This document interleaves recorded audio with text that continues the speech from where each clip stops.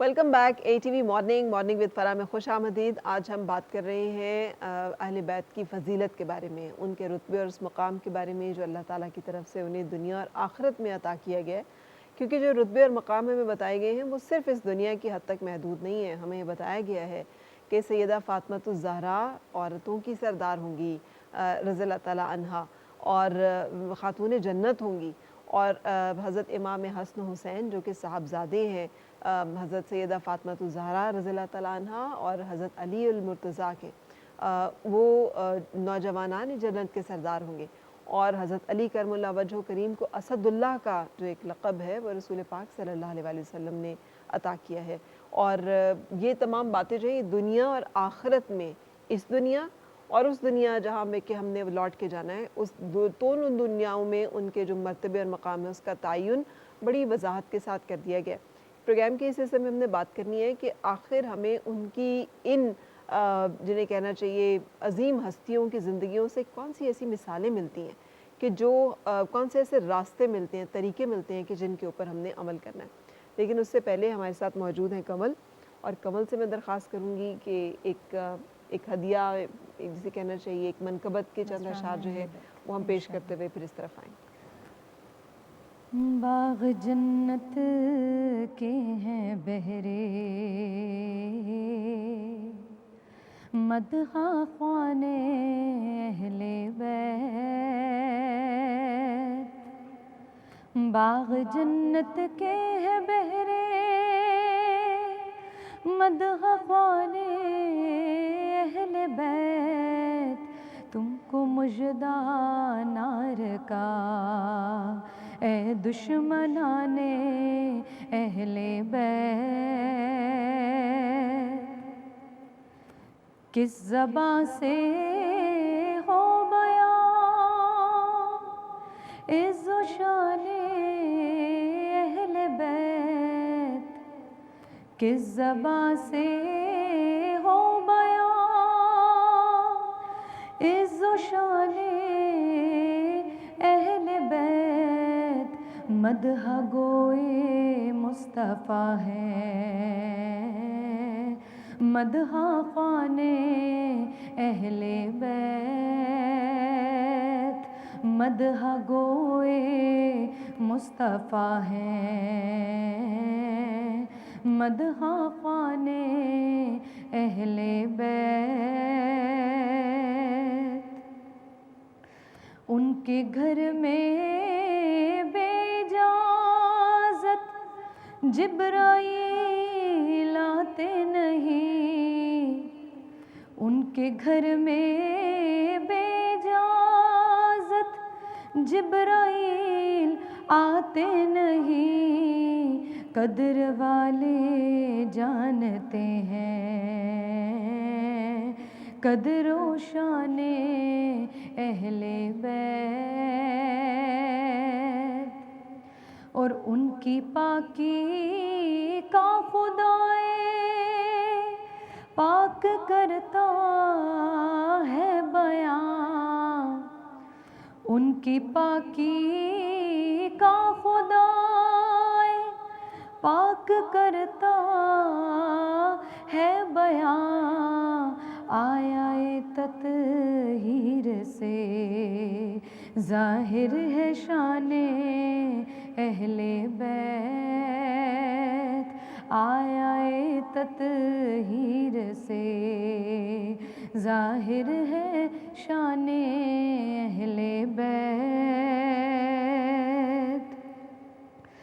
سر شہیدان محبت کے ہیں نیزوں پر بلند۔ سر شہیدان محبت کے ہیں نیزوں پر بلند۔ اور اونچی کی خدا نے قدر و شان اہل بیت۔ اور گھر لٹانا جان دینا کوئی تجھ سے سیکھ جائے۔ گھر لٹانا جان دینا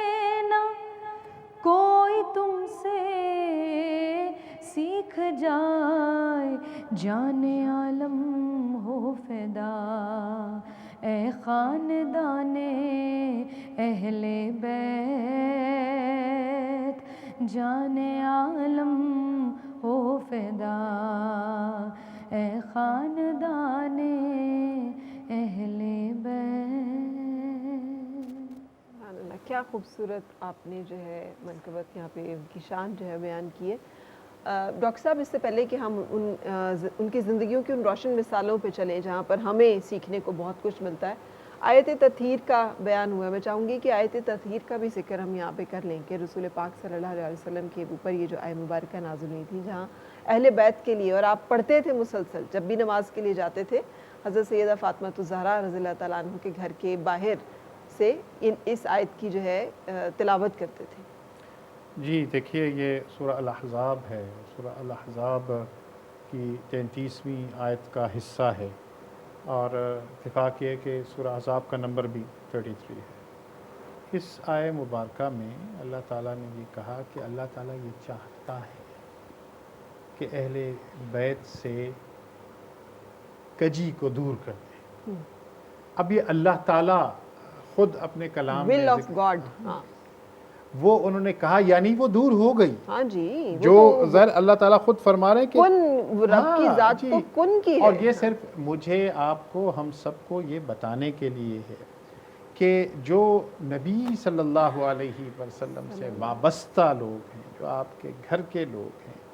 ان کا مقام کیا ہے، ان کی طہارت کا مقام کیا ہے، ان کی پاکیزگی کا مقام کیا ہے، ان کا اللہ کے ہاں مقام کیا ہے، اور پھر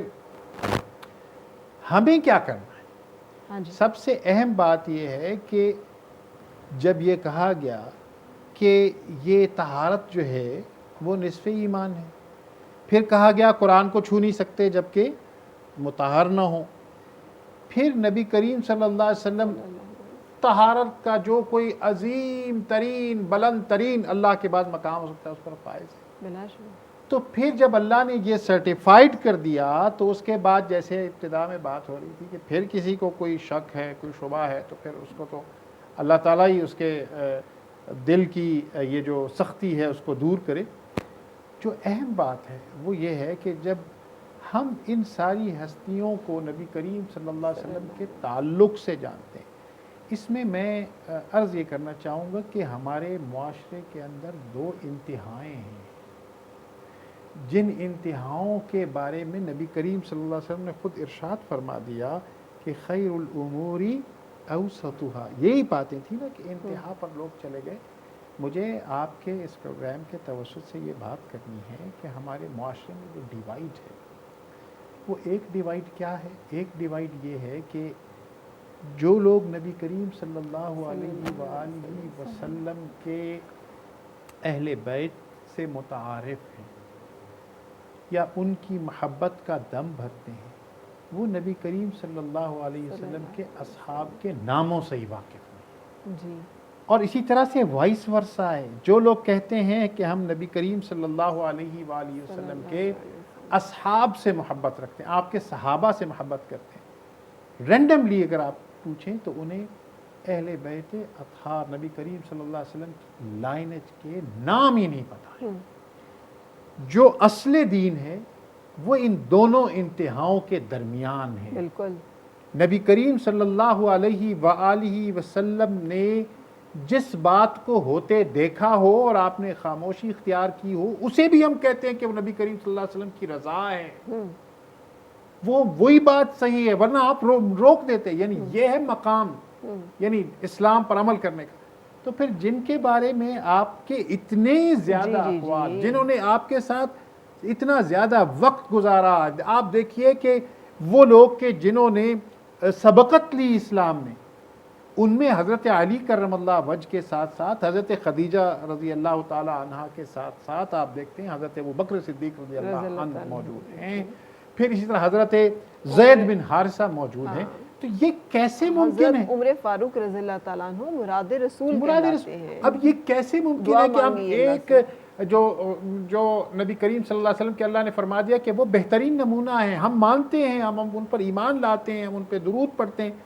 لیکن ہم ان سے تعلق رکھنے والوں کو کیسے جدا کر سکتے ہیں؟ یہ آج کے دن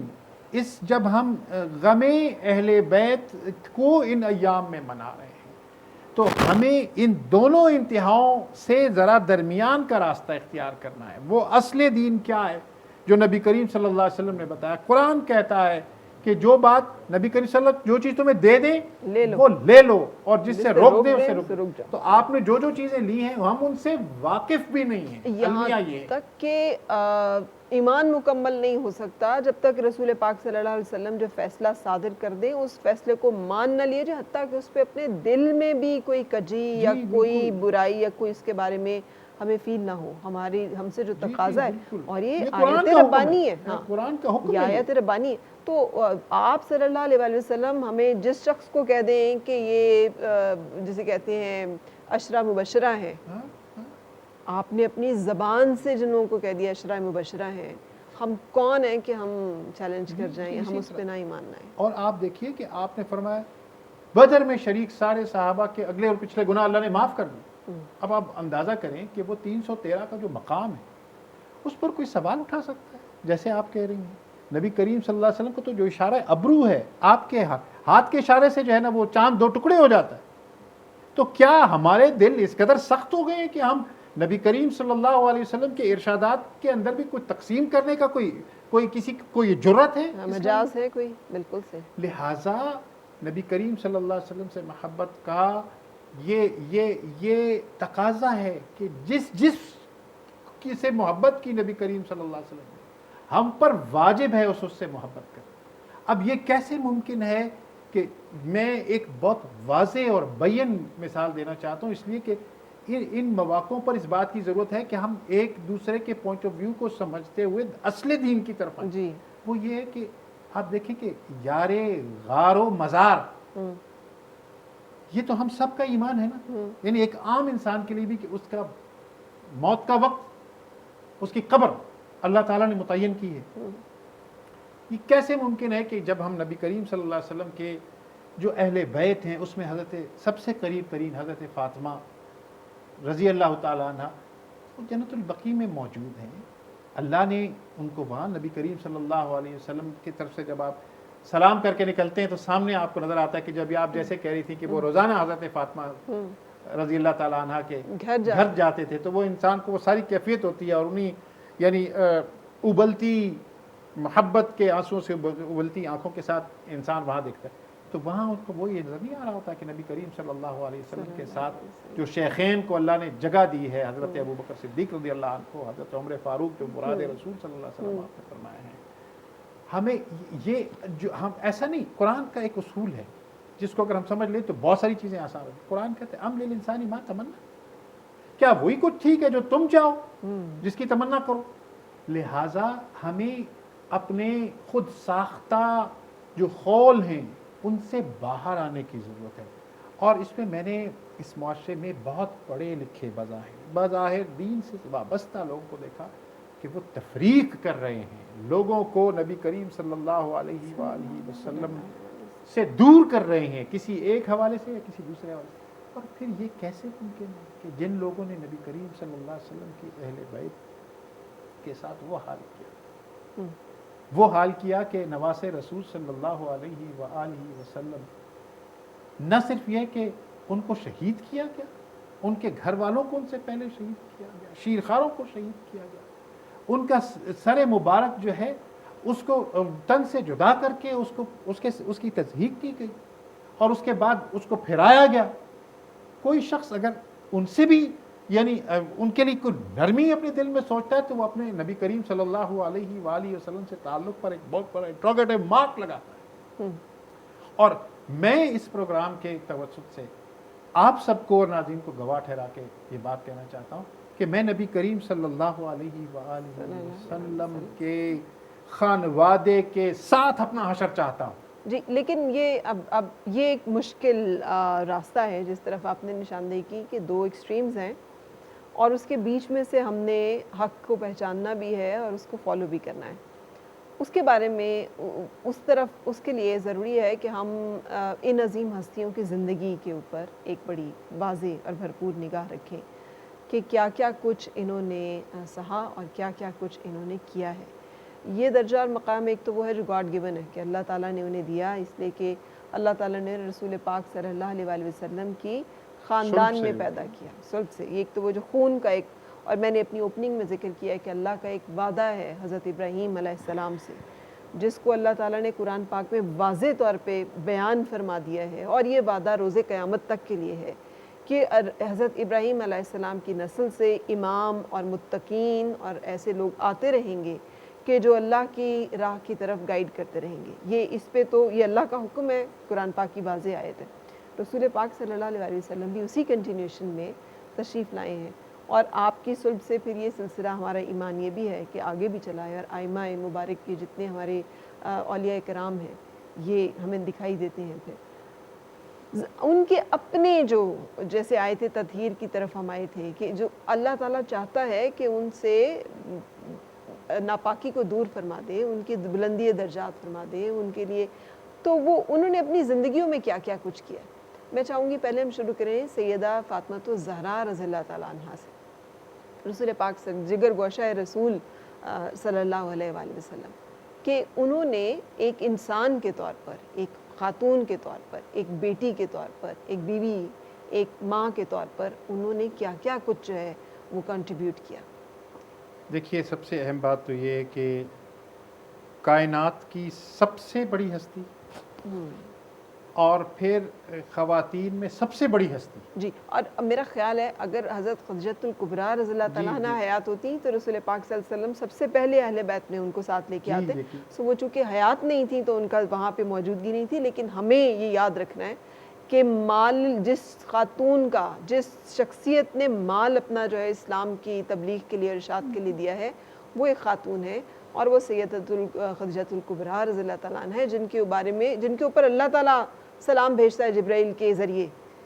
کہ یا رسول اللہ خدیجہ آ رہی ہیں اور انہیں بتا دیجئے کہ اللہ نے ان پر سلام بھیجا ہے. دیکھیے یہ ظاہر سی بات، جیسے انہوں نے بھی ذکر کیا حضرت ابراہیم کا، آپ نے ظاہر ان کی آل اور ان کے آل کے بارے میں قرآن کے ارشادات کا ذکر کیا، تو حضرت فاطمہ کا یہ مقام ہی آپ لے لیں. باقی انہوں نے جو اکتساب کیا اور اس تربیت سے کی کہ یعنی عظیم ترین، دیکھیں یعنی صادق و امین تو وہ طاہرہ کے لقب سے موصول، اور طاہرہ بھی ایسی کہ نبی کریم صلی اللہ علیہ وآلہ وسلم پر سب سے پہلے، یعنی یہ بات پتہ نہیں کیوں لوگ، میں حیران ہوتا ہوں کہ وہ ویسٹ کی طرف دوڑ کے جاتے ہیں کہ جی وہ ہمیں ویمن ایمنسپیشن کا سبق دے رہے ہیں، خواتین کو آزادی اور مقام کا درد دے رہے ہیں. اسلام نے، قرآن نے ہمیں جو سب سے پہلا درس دیا وہ کیا ہے کہ حضرت خدیجہ سب سے پہلی مسلمان. جی، اس میں تو کسی کا کوئی کلام نہیں کر ہی نہیں سکتا. اور میں یہاں پہ قطع کلامی کے ساتھ کیونکہ مس ہو جائے گا، جب ہم سورہ آل عمران دیکھتے ہیں اور جب ہم دیکھتے ہیں کہ انہوں نے منت مانی عمران کی بیوی نے کہ جو میرے پیٹ میں ہے میں اپنے رب کی نظر کروں گی، اور پھر جب وہ وضع حمل ہوا تو کہا یا رب یہ تو بیٹی ہے، اور انہیں لگا کہ یہ ایک ناقص جینڈر ہے بیٹے کی نسبت، تو وہ اب اللہ کا حکم ہے یا ان کا فرمان ہے جس کے بارے میں رہتا ہے، لیکن کیا بات ہے وہاں پر جو قرآن کہتا ہے بیٹی بیٹے جیسے نہیں ہوتی. اللہ جانتا ہے کہ جو کچھ ہے، اور اللہ تعالیٰ اس بیٹی کو، اس لڑکی کو قبول کرتے ہیں، اور وہ دنیا کی سب سے عفت مآب خواتین، جس خاتون کی عصمت کی حفاظت کی اللہ تعالیٰ جو ہے وہ تعریف فرما رہے ہیں کہ وہ اس خاتون جس نے اپنی عصمت کی حفاظت کی اور اللہ تعالیٰ نے اس کو جو ہے ایک درجہ اور مقام عطا کیا. سو عورت کا تو یہ مقام جو ہے یہ قرآن پاک میں، اور اسی عورت کے بطن سے حضرت عیسیٰ جو ہے وہ تشریف لائے، تو یہاں پہ رسول پاک صلی اللہ علیہ وسلم کو بھی ایک بیٹی عطا کی ہے. اسی طرح ایک عورت ایسی جس کا بطن پاک ہے، جن کی عصمت کی، جن کی پاکیزگی کی گواہی پورا معاشرہ وہ دے رہا ہے، اور وہ اس دور کا معاشرہ، اس دور کا معاشرہ یعنی جس میں یہ چیزیں عام تھیں. جی، جیسے آج کل ہمارے ہاں کوئی تفریق نہیں رہی چیزوں کی، تو اس زمانے میں بھی یہ تھا کہ یہ تو فیشن تھا نا وہاں. جی، یعنی پاک دامن نہ ہونا فیشن تھا. جی، اس معاشرے کے اندر نبی کریم صلی اللہ علیہ وسلم کو اللہ تعالیٰ نے یہ جو عطا کی، جی، بیوی ایسی عطا کی، بیوی ایسی عطا کی، اور پھر بیٹی اچھا ایسی پھر طاہرہ، اور طاہرہ کے ساتھ ساتھ آپ نے جس طرح اس کا ذکر بھی بہت امپورٹنٹ ہے کہ انہوں نے اپنا سارا مال، اور یہ میں ناظرین کی سماعتوں کی نظر یہ بات کرنا چاہتا ہوں کہ وہ انٹر کانٹیننٹل ان کی انٹرنیشنل ان کا بزنس تھا کوئی ایسی بات نہیں تھی، وہ انہوں نے سارے کا سارا اللہ کے راستے میں نبی کریم صلی اللہ علیہ وسلم کو ہبا کیا. جی اس کے بارے میں آتا ہے نا کہ ظاہر مال ان کا تھا اور ان کی خواہش تھی کہ نبی کریم صلی اللہ علیہ وسلم اسے خرچ کریں، تو ذرا وہ ریلکٹنٹ سا محسوس کیا تو کہا میں نے آپ کو ہبا کیا، یعنی وہ ملکیت میں دے دیا. اور صرف مال نہیں تھا، سوشل کانٹیکٹس، انفلوئنس سوسائٹی میں جو جی. ایک پاور تھی، جو اور ایک اسٹیٹس تھا. میں یہ عرض کروں گا، ان لوگوں کی بھی نظر کروں گا کہ جو اس وقت عمرے کی نیت سے ہیں وہاں پر مکہ کے اندر، کہ جو کیفیت ہوتی ہے نا جنت معلیٰ میں جا کر، یعنی وہ سارا منظر سامنے آ جاتا ہے کہ جنت معلیٰ وہ قبرستان ہے، وہ جگہ ہے جہاں پر حضرت خدیجہ رضی اللہ تعالی عنہا موجود ہیں. بالکل ایک ڈیفرنٹ کیفیت ہوتی ہے کہ اور ان کا جہاں مقام. رسول پاک صلی اللہ علیہ وسلم فریکوینٹلی وزٹ کیا کرتے تھے. بھائی میں آپ کو اس لیے عرض کروں کہ اب بھی جو لوگ جائیں، میں ان کو یہ عرض کروں گا کہ وہاں ضرور پوچھیں کہ نبی کریم صلی اللہ علیہ وسلم کا وہ گھر جس میں آپ نے عقد کے بعد زیادہ وقت گزارا ہے، وہ آپ کا ہی کاشانہ تھا، وہ حضرت خدیجہ رضی اللہ تعالیٰ عنہا کی رہائش گاہ تھی. اور وہ اب بھی، ویسے نشان تو نہیں ہے لیکن اس کے ماربل کا ڈیزائن مختلف ہے اور وہ اب بھی ویزیبل ہے. وہاں پر آپ بیٹھیں اور دیکھیں کہ آپ کی کیفیت کس طرح سے چینج ہوتی. تو یہ وہ ہستیاں ہیں. پھر کیا بات، یعنی وہ تو ایک ایسے یعنی نغمے بیتاب ہیں تاروں سے نکلنے کے لیے کہ وہ باتیں اتنی سامنے آ جاتی ہیں. حضرت خدیجہ رضی اللہ تعالیٰ عنہ کا ذکر ہے کہ آپ صلی اللہ علیہ وسلم اتنا احترام فرماتے تھے کہ آپ جب اس دنیا سے چلی گئیں اس سال کو آپ نے عام الحزن کہا، غم کا سال کہا. اور ساتھ ساتھ یہ کہ یہ جو ہماری سوسائٹی میں اور ہمیں جو سبق لینا چاہیے، آپ جو کوئی اچھی چیز آتی، کوئی پکی ہوئی چیز آتی، کوئی اچھا گوشت آتا، تو وہ حضرت خدیجہ کے احترام میں ان کی سہیلیوں کو بھجواتے. ہاں. اب یہ دیکھیں یہ جو محبت کی جو ایک اعلیٰ معیار قائم کیا. اور آپ صلی اللہ علیہ وآلہ وسلم نے فرمایا تم میں بہترین شخص وہ ہے جو اپنے گھر والوں کے لیے بہترین. ایک زوجہ محترمہ نے پوچھا بھی کہ آپ ابھی تک اتنی محبت کرتے ہیں، تو آپ صلی اللہ علیہ وآلہ وسلم نے ان کا درجہ اور مقام یہی بیان فرمایا. ایک تو اللہ تعالیٰ نے، انہوں نے اپنے مال سے میری مدد کی، انہوں نے میری دلجوئی کی، انہوں نے میرا ساتھ دیا جب میرے ساتھ کوئی نہیں تھا. اور دوسرا، اللہ تعالیٰ نے ان کے بطن سے مجھے اولاد دی. اور یہ واحد وہ ہے مطلب زوجہ محترمہ کہ جن کے بطن سے رسول پاک صلی اللہ علیہ وسلم کو اللہ تعالیٰ نے اولاد عطا کی ہے. ماریہ جو ہے، ان کے حضرت ماریہ کا ذکر ہوتا ہے امہات المومنین میں، لیکن وہ انہیں کہا جاتا ہے کہ وہ شاید مطلب کنیز تھیں، لونڈی تھیں، اور پھر امہات المومنین کے درجے میں داخل ہوئی تھیں. جی خیر، وہ تو ظاہر بات یہ ہے کہ ہم انہیں یعنی ام المومنین سمجھتے ہیں نبی کریم صلی اللہ علیہ وسلم کی بلا شبہ ازواج کو. لیکن اہم بات یہ ہے کہ نبی کریم صلی اللہ علیہ وسلم کا سلسلہ نسب جو چلا ہے، وہ ظاہر ہے کہ حضرت خدیجہ کے بطن سے پیدا اولاد سے چلا. اور پھر ایک اہم ترین بات یہ ہے کہ نبی کریم صلی اللہ علیہ وآلہ وسلم کے لیے جو سورہ کوثر نازل ہوئی اور اس کا جو سارا کانٹیکس تھا، وہ خیر کثیر ہر دو شکل میں ہے. وہ حوض کوثر بھی اور دنیا کا سارا خیر جو ہے وہ اللہ نے جو نبی کریم صلی اللہ علیہ وسلم کو عطا کیا، اور وہ جو انہیں قاسم اور رزق کے درجے پر فائز کیا کہ اللہ تعالیٰ رزق دیتا ہے اور اسے تقسیم کون کرتے ہیں؟ نبی کریم صلی اللہ علیہ وآلہ وسلم. تو یہ ان کی اولاد کا ذکر ہو رہا ہے، اور ان کی اولاد کے حوالے سے آج ہم اپنے قلوب کو، اذہان کو، ارواح کو معطر کر رہے ہیں. تو حضرت فاطمہ کس کوکھ سے اللہ تعالیٰ ان کو یہاں پر لے کر آیا. اور پھر آپ باقی سب چیزوں کو اپنی جگہ پر بہت بلند عرفہ ہیں. آپ یہی دیکھ لیجئے کہ ایک جو تسبیح فاطمہ ہمیں عطا ہوئی ہے، جو میرا خیال سارے مسلمان دنیا کے، یعنی وہ سارا ثواب کیا نہیں جا رہا کہ حضرت فاطمہ کو بتایا نبی کریم صلی اللہ علیہ وسلم نے. اور یہ جو تسبیح ہے سبحان اللہ، الحمدللہ، اللہ اکبر، یہ اس امت کو جو تحفہ انہوں نے دیا، یہ اس ایک اور بات کی طرف ہمیں بتاتا ہے کہ آپ کا جو عبادت، آپ کا جو زہد ہے، اور پھر اس کے ساتھ ساتھ یہ کہ آپ نے میدان احد کے اندر آ کر نبی کریم صلی اللہ علیہ وآلہ وسلم کے جب دندان مبارک شہید ہوئے ہیں تو اس کا ٹریٹمنٹ کرنے کے لیے آپ دوڑی چلی آئی ہیں، یعنی آپ اس احد کے میدان میں موجود ہیں۔ پھر اس سے پہلے کا وہ منظر ہمیں یاد آتا ہے کہ آپ اپنے ننھے ننھے ہاتھوں سے، معصوم ہاتھوں سے کس طرح جب آپ حرم کے اندر نماز ادا کر رہے ہیں اور آپ پر اونٹ کی اوج ظالم لا کے ڈال دیتے ہیں تو آپ اس کو ہٹاتی ہیں۔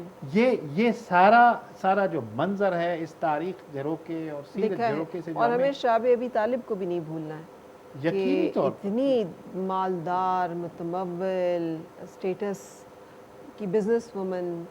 ان کو کیسے محصور کیا گیا، چمڑا کھانے پہ مجبور ہیں۔ فاطمہ الزہرا رضی اللہ تعالیٰ عنہ جو ہے وہ بھی ساتھ ہیں، اور اس کے بعد اسی تکالیف اور مصیبتوں میں ہی پھر وصال ہوتا ہے حضرت خدیجہ الکبریٰ رضی اللہ تعالیٰ عنہ۔ تو یقینی طور پر یہ بہت ساری کنٹریبیوشن اور قربانیاں ہیں ان عظیم ہستیوں کی، جنہوں نے اسلام کو اور اللہ تعالیٰ کے اس دین کے اشاعت میں اور ترویج میں اپنا اپنا حصہ اور کردار انہوں نے اپنے اپنے انداز میں ادا کیا۔ آج ہم ذکر کر رہے ہیں اہل بیت اطہار کی فضیلت کا، اور ایک بریک کے لیے رکیں گے اور اس کے بعد پھر آپ سے ملاقات۔ اور مل کے گنگنائے ہیں گمشدہ جو خوشیاں